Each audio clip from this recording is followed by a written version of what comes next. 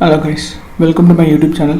So in the video என்ன பார்க்க போறேன்னா row expansion and row collapse, row preservations, row reductions. So இந்த 4 concept தான் பார்க்க போறோம். ரொம்ப முக்கியமானது. ஸோ இது தெரிஞ்சாதான் மீன்ஸ் இது பேசிக் அண்டர்ஸ்டாண்டிங் இருந்தால் தான் உங்களுக்கு ஃபர்தராக எந்த இடத்துல எங்கே யூஸ் பண்ணலாம்னு சொல்லிட்டு ஒரு ஐடியா கிடைக்கும். ஸோ இது one of the advance tutorial மாதிரி நீங்கள் கன்சியூம் பண்ணி நினச்சிக்கோங்க. ஸோ இப்போ என்னென்னா நம்ம மோஸ்ட்லி நான் ப்ரீவியஸாக சில வீடியோஸில் கூட சொல்லியிருப்பேன், ஃபாரிச் தான் மூலமாக வச்சு டேட்டா ஜென்ரேட் பண்ணேன். ஸோ அன்வைண்ட் யூஸ் பண்ணக்கூடாதுன்னு சொல்லிட்டு. ஸோ ஃபர்தராக நான் ஜஸ்ட் ஒரு எக்ஸ்பிளைன் பண்ணுறேன். இப்போ ரோ எக்ஸ்பேன்ஷன் மோஸ்ட்லி நேம்ஸ்லேயே மீனிங் இருக்குது.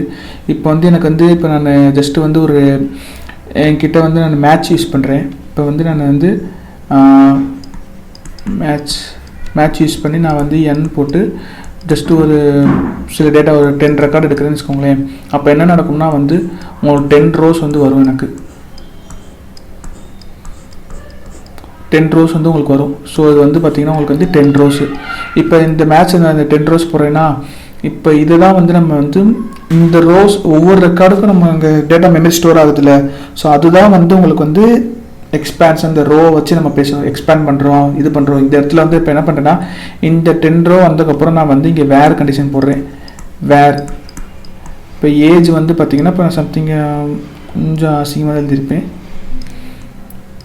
ஏஜ் கிரேட்டர் தென் 10 போட்டேன்னா இப்போ இதில் நான் என்ன பண்ணுறேன்னா ஏஜ் நான் அப்ளை பண்ணுறேன். ஏஜ் 10 கிரேட்டர் தென் இருக்கணும். அப்போ ரோ இது நான் என்ன பண்ணுறேன்னா உங்களுக்கு நான் ரிடக்ஷன் பண்ணுறேன். உங்களுக்கு ரோ ஃபஸ்ட்டு நம்ம டேட்டா டிஃபால்ட்டாக 10 ரோ வந்துருச்சு. நம்ம கண்டிஷன் போடுறோம். இதுலேருந்து உங்களுக்கு சேம் இப்போ பார்த்திங்கன்னா எனக்கு இதில் நான் டேட்டா இப்போ ஏஜ் 10க்கு மேலே போடும்போது எனக்கு 5 ரெக்கார்டு தான் வருது. அப்போ இங்கே உங்களுக்கு என்ன நடக்குன்னா ரோ நம்ம ரிடக்ஷன் பண்ணுறோம்.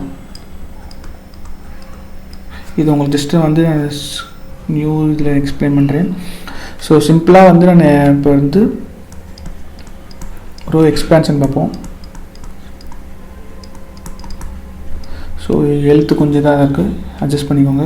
இப்போ ரோ எக்ஸ்பேன்ஷனாக ஒன்றும் இல்லை, என்கிட்ட ஒரு ரெக்கார்டு இருக்குது, ஒரு ரோ இருக்குது. இந்த ரோ போக இல்லாமல் எக்ஸ்ட்ரா நான் ரோ கொண்டு வரேன். ஒரு ரோ இல்லாமல் எக்ஸ்ட்ரா 2. ஃபார் எக்ஸாம்பிளுக்கு இது எக்ஸாம்பிள் பார்த்தோன்னா அன்வைண்ட் வச்சுக்கோங்க.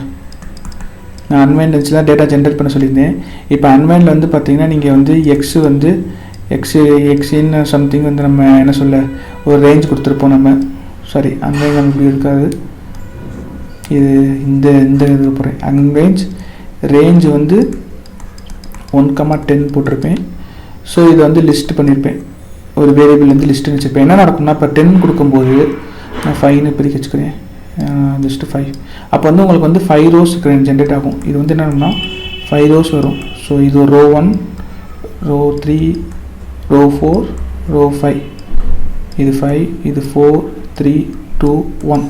ஸோ இத்தனை ரோ வரும். நீங்கள் அந்த ஒவ்வொரு ரோவே தான் நீங்கள் என்ன பண்ணுறீங்கன்னா ஃபர்தராக ப்ராசஸ் பண்ணுறீங்க.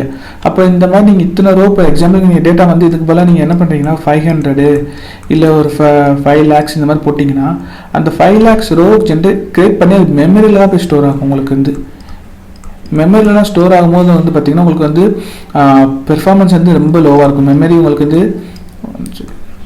மெமரி அதிகமாகும், பெர்ஃபார்மன்ஸ் உங்களுக்கு ரொம்ப லோவாக இருக்கும். பெர்ஃபார்மன்ஸ் லோவாக இருக்கும். ஸோ அதான் நம்ம யூஸ் பண்ணும்போது பார்த்து யூஸ் பண்ணணும். இந்த மாதிரி எக்ஸ்பேண்ட் இதுக்கு நீங்கள் இதே பெட்டர் பார்த்தீங்கன்னா ஃபாரிச் அது உங்களுக்கு ரோ உங்களுக்கு ப்ரிசர்வேஷன் எப்படின்னா அது என்ன சொல்லுவாங்க, இப்போ ரோ ப்ரிசர்வேஷன் சொல்லுவோம்.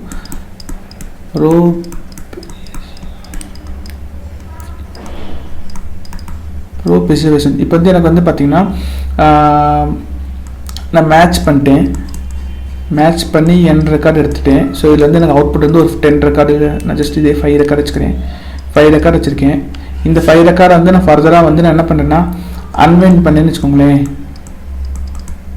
அன்வைண்ட் பண்ணேன்னா இந்த அன்வைண்ட் நான் ரேஞ்ச் நான் ஒரு 5 வச்சுக்கிட்டேன்னா அப்போ என்ன நடக்கும்னா இந்த 5 ரோ இன்ட்டு 5 ரோ இன்ட்டு 5 = 25 உங்களுக்கு ரோ எக்ஸ்பேண்ட் ஆகும். ரோ எக்ஸ்பேன்ஷன்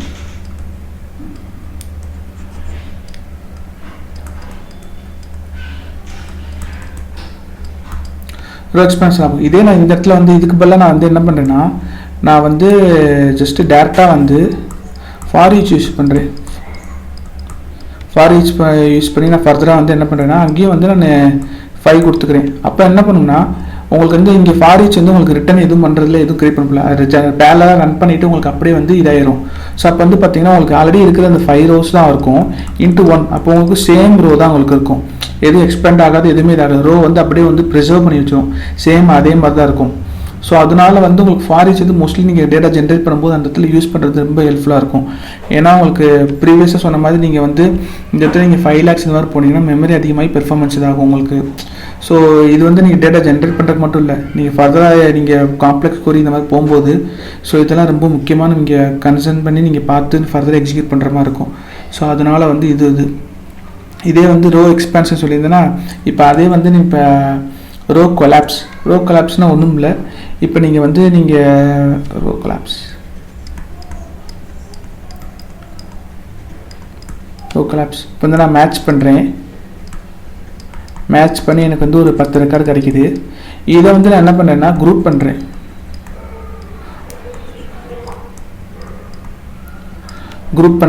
ஆர் கவுண்ட் பண்ணுறேன், ஆர் அக்ரிகேட் பண்ணுறேன். அப்போ இந்த அக்ரிகேட் எது பண்ணாலும் உங்களுக்கு வந்து என்ன பண்ணணும்னா கொலாப் பண்ணும். எக்ஸாம்பிளுக்கு இந்த அவுட்புட் வந்து பார்த்தீங்கன்னா உங்களுக்கு எவ்வளோ வரும்னா 5ன்னு வரும், இல்லை 3ன்னு வரும், இல்லை 2 சம்திங். உங்களுக்கு வந்து நீங்கள் குரூப் பண்ணி என்னென்னா 10 வந்து நீங்கள் அது உங்களுக்கு வந்து இன்னொன்று பார்த்தீங்கன்னா இந்த 10 ரூபா வந்து உங்களுக்கு 10 ரூபா இந்த மெமரியில் தான் இருக்கும். 10 ரூபா இருக்கும், இது 10வது ரெக்கார்டு, இதான் வந்து உங்களுக்கு memory something. Okay sorry,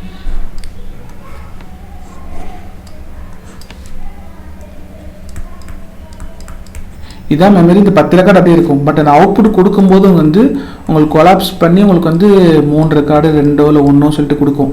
so இங்கே வந்து பார்த்தீங்கன்னா அந்த கிடைக்கிற டேட்டா வச்சு ஃபர்தராக ப்ராசஸ் பண்ணி கொடுக்கும். ஸோ அதுக்கப்புறம் ஒன்ஸ் டேட்டா கொடுத்ததுக்கப்புறம் இந்த மெமரி வந்து உங்களுக்கு இதாயிரும், உங்களுக்கு என்ன சொல்ல டெல்ட் ஆயிரும், சம்திங் கார்பேஜில் போன மாதிரி போயிடும். ஸோ இங்கே எக்ஸ்ட்ராவாக அப்பண்ட் ஆச்சுன்னா அது எக்ஸ்பேன்ஷன். இதே வந்து உங்களுக்கு வந்து அப்படியே இருந்துச்சுன்னா ரோ ப்ரிசர்வேஷன். இந்த டேட்டா ஃபர்தராக வச்சு உங்களுக்கு டேட்டா கொடுக்குது பார்த்தீங்களா, அது வந்து மோஸ்ட்லி ரோ கொலாப்ஸில் வரும். ஸோ இதே வந்து இந்த ரெக்கார்டு இந்த சேம் மெமரியிலே வந்து உங்களுக்கு இப்போ 10 4 ஆக்குது அந்த மாதிரி பண்ணுறது அது இங்கே வந்து நடக்கும். இப்போ வந்து உங்களுக்கு என்னென்னா வந்து இங்கே வேர் கண்டிஷன் கொடுக்குறீங்கன்னு வச்சுக்கோங்களேன், அதான் தனியாக உங்களுக்கு எக்ஸ்பிளைன் பண்ணுறேன்.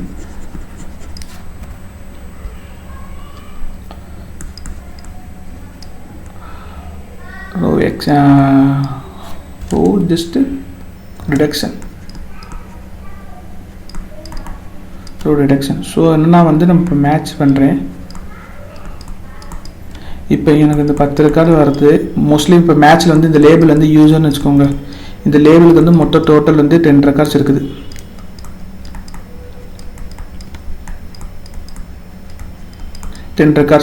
ஸோ அப்போ நான் இப்போ என்ன பண்ணுறேன்னா வந்து இந்த 10 ரெக்கார்ட்ஸ் வந்து நான் வேர் கண்டிஷன் போடுறேன்.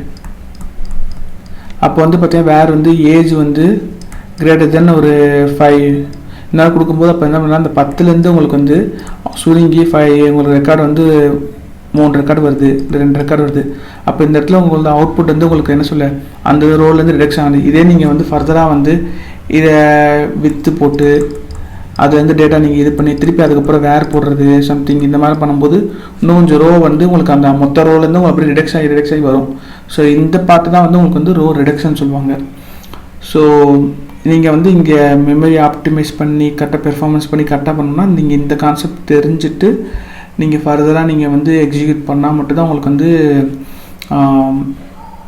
இதாகும். அப்படி இல்லாமல் நீங்கள் கொஞ்சம் யூஸ் பண்ணும்போது கொஞ்சம் இதாகும், மெமரி இஷ்யூ இல்லை பெர்ஃபார்மன்ஸ் இஷ்யூ நீங்கள் ஃபேஸ் பண்ணுற மாதிரி இருக்கும்.